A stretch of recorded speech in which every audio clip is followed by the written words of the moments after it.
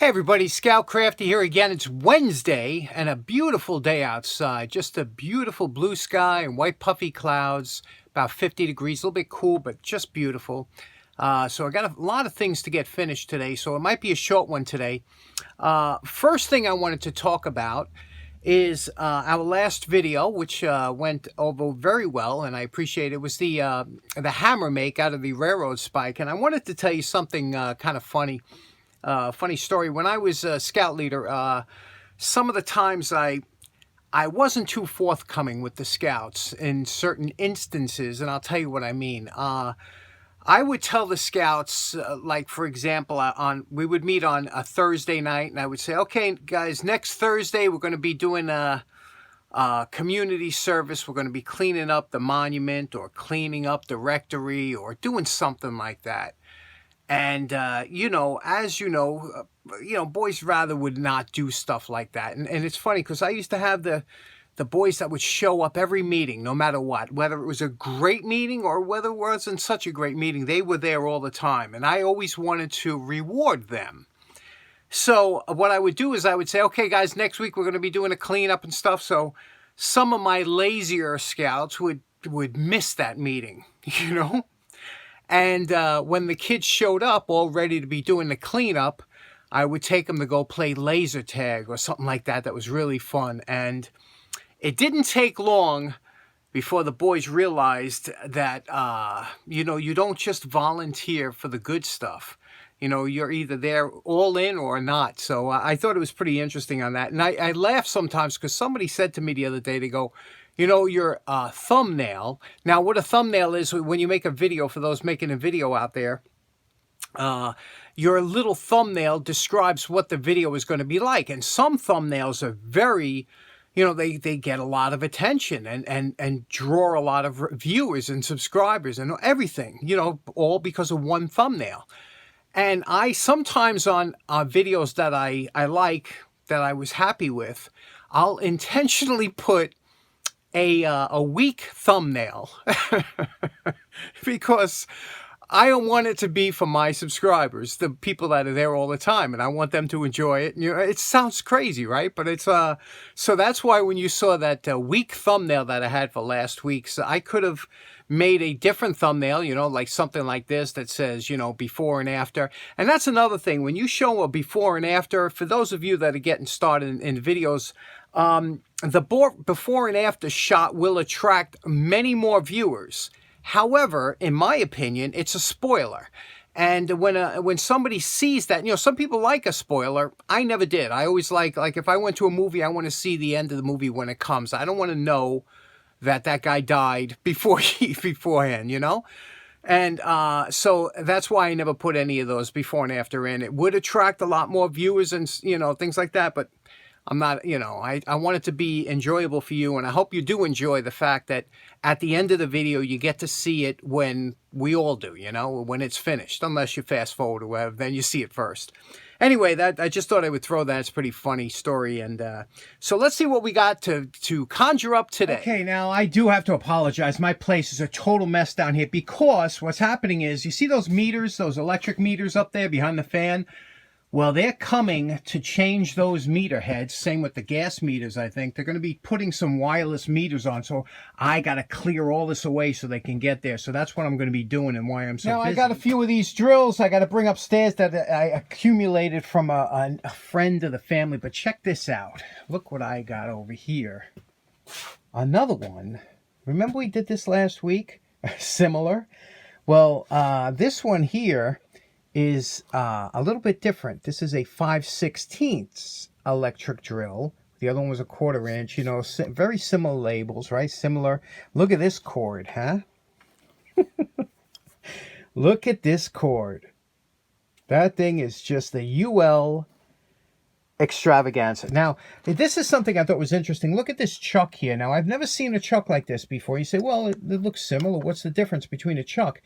Usually when you put the chuck key in, there's little teeth that grab, and there's no teeth there. You see that? So I don't know how this thing operates. Do you know what I mean? Typically on a chuck or a chuck key, there's little gear. There's a ring gear here, and with a pin, that pin slips into this hole here, and that's what turns the chuck. That's what operates and closes and opens the chuck.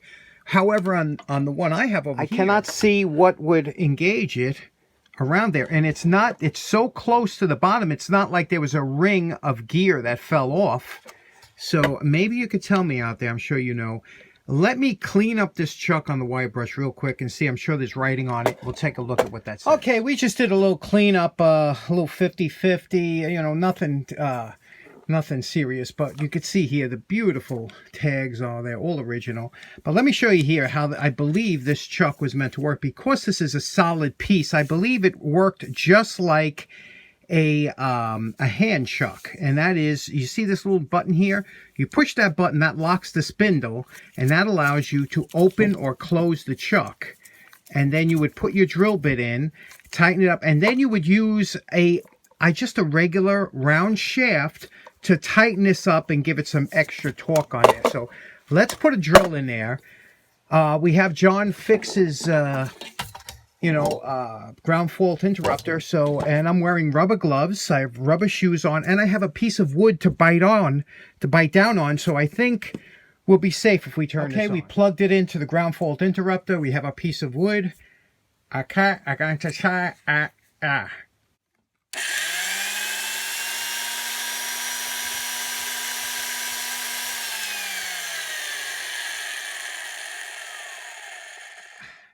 Okay, it seems to operate very nicely. Again, these things were meant to last a lifetime.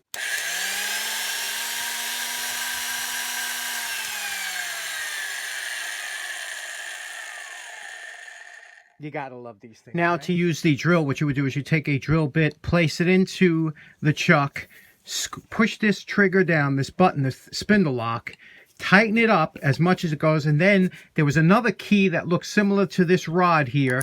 Place it into there and pull it down, and that was a very tight purchase on there, and that would work. That's, I guess, the way it works. Maybe somebody else there knows better. Okay, for today's project, I gave myself a quick self-challenge. I got less than about an hour and a half to see how far I can get on a pair of these pliers. Let's go check it out, and let's get kind of a rush job. Let's see what we can do. And here they are. Aren't they just lovely? Look at these. Beautiful. They're just gorgeous, aren't they? With all the shine. Look, you can see here. I didn't take it to a mirror. Okay, see what we got here? I'm going to give myself, I got less than 2 hours. Hour and a half really, to do these up, to see how far we can get these. No name, we can really have fun with these. Jaw's in good shape, but I don't like pliers that don't close. You know, I don't like pliers that don't close. So for me, I can do whatever I want with these because I won't use them. Let's get to it. Okay, and here's we are, post-wire brush evaluation. Now this is why you're doing a post-wire brush evaluation. Now at first thought, you might say, wow, it don't look bad. Surprisingly, there's no name on there, you might say, right? But don't look really bad. We've seen other pairs that are much worse than this, but forged lines and wires, you know, it's got the forged lines. They're proud. And okay, now let me show you the difference. This is probably a pair of seconds, and I'll tell you why. First of all, look at the front. You see the whole line is off center. You see that? You see this side is thicker than this side. Look at that. Look at that. You see that? And whoops, on the other side. So you wouldn't even notice. I'm sure it don't, performance-wise, it don't make a difference, but that's a big thing right there, number one, okay? So we got a lopsided plier there. Then over here, you know, once I guess they saw that, they just said, forget it. They didn't even start with the grinds. Look at, you know, they left everything there, and they probably just threw it into a bin, and this might go as a secondary company. We cleaned everything out. The jaws don't look bad. Anyway, let's have some fun with it. This is where you can really practice. Get all your lines right. You really can't straighten it out unless you were to take off. See, if you took off more of this side, everything, see, even this is thicker. You see? Even this part is thick. It's a very big undertaking to try and straighten it out, but we'll see what we can do to make it look a little less pretty. Look at it. Now that I pointed out, right, it looks like it's swollen on this side. Holy cheese. Let's go.